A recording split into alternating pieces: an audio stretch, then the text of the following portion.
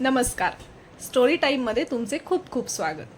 आज 1 मे, महाराष्ट्र दिवस. महाराष्ट्राचे आराध्य दैवत असलेले छत्रपती शिवाजी महाराज यांच्यावर आधारित रणजित देसाई लिखित श्रीमान योगी या कादंबरीचे आजपासून वाचन सुरू करणार आहोत. भाग 1. शिवनेरी पायथ्याचे जुन्नर गाव पश्चिमेकडे झुकलेल्या सूर्याच्या तिरप्या किरणात उठून दिसत होते. जुन्नरपासून थोड्या अंतरावर असलेल्या अमराईत शहाजी राजांचे घोडदळ थांबले होते. एक डेरेदार आम्रवृक्षाखाली शहाजीराजे छोट्या संभाजीसह उभे होते. दुपार टळत येऊनही अद्याप वारा सुरू झालेला नव्हता. झाडाचे पानही हलत नव्हते. रात्रीची थंडी उतरायला अजून सुरुवात झाली नव्हती. अमराईतून दिसणाऱ्या रस्त्यांकडे उभयतांचे सारखे लक्ष जात होते. कोणी दृष्टीपथात येत नव्हते. वाढत्या क्षणाबरोबर शहाजीराजे अधिक अस्वस्थ होत होते. आबासाहेब, माँसाहेब आल्या, शंभूराजे म्हणाले. कुठं? मान वर करीत शहाजीराजे विचारते झाले. शंभूबाळांनी बोट केलेल्या दिशेकडे शहाजीराजांनी पाहिले. तिरप्या सूर्यकिरणात धुळीचे लोट उडवीत येणारे अश्वपथक दिसत होते. हळूहळू टापांचा आवाज स्पष्टपणे ऐकू येऊ लागला. अमराई नजीक येताच येणाऱ्या पथकाची गती मंदावली. घोडी थांबली. 3 घोडी मंद गतीने पुढे येऊ लागली. घोडदौडीने थकलेल्या जिजाबाईंच्या चेहऱ्यावर संभाजीला पाहून क्षीण हास्य उमटले. जिजाबाई दासीच्या आधाराने पाय उतार झाल्या. श्रमाने सारा चेहरा लालबुंद झाला होता. नेत्र आरक्त दिसत होते. 3 मासांच्या गर्भार जिजाबाईंनी आपला घाम टिपला.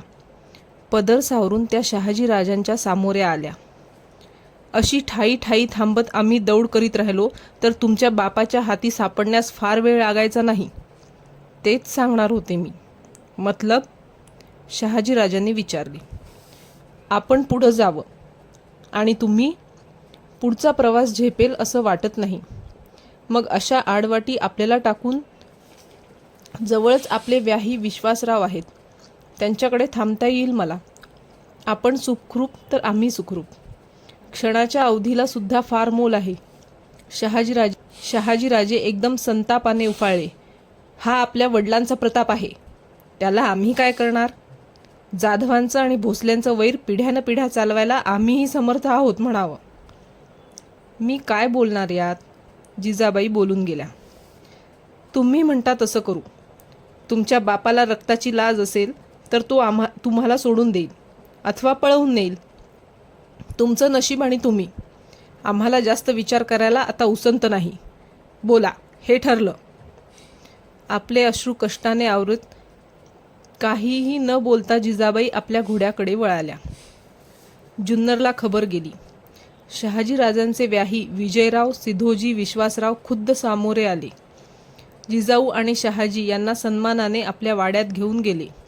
वाड्यात बैठकीवर जाताच शहाजीराजे म्हणाले, विश्वासराव, नाईलाजानं तुम्हाला ही तकलीफ देत आहो. त्याबद्दल आम्ही शर्मिंदे आहो. राजे, असं बोलू नका. आपल्या कामी येण्याची संधी नशिबानं मिळाली असं आम्ही समजतो. जीवाच्या बाजीनं आम्ही राणीसाहेबांची कदर करू. तो विश्वास नसता तर आम्ही आलोच नसतो. आम्हाला आता थांबता येणार नाही. शंभूराजे, चलायचं ना का राहणार? जिजाऊंची नजर चुकवीत शंभू म्हणाला, आम्ही येणार. शाब्बास, शहाजीराजे म्हणाले. थोडे दिवस बाळ राहिल्यावर आणि सर्व सुखरूपपणे पार पडल्यावर बाळाला पाठविलं तर नाही का चालणार? जिजाऊ म्हणाल्या. ऐका विश्वासराव, बाळाला धोका आहे आणि आम्हाला नाही. तसं म्हटलं नाही मी. जिजाबाई गडबडीने म्हणाल्या. आम्ही शंभू बाळांना नेणार. त्यांच्याकडून फार मनसुबे पार पाडायचे आहेत. आपल्यासाठी आम्ही बाळकृष्ण हनुमंते, संक्रोजी निळकंठ, सोनोजी पंत कोरडे ही मंडळी ठेवून जात आहोत.